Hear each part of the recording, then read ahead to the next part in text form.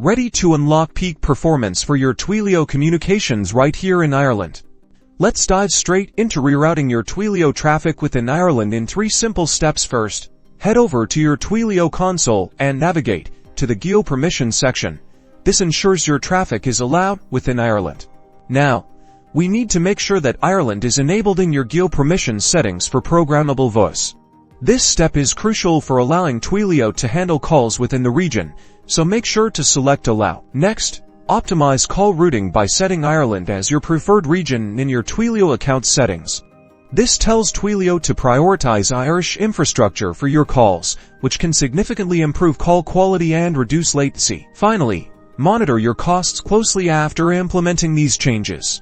Optimized routing often leads to lower operational expenses, so keep an eye on your Twilio usage dashboard to track the impact. And that's it. By rerouting your Twilio traffic within Ireland, you're not only boosting performance, but also ensuring compliance and potentially saving money. Thanks for watching. Like and subscribe for more Twilio tips and tricks.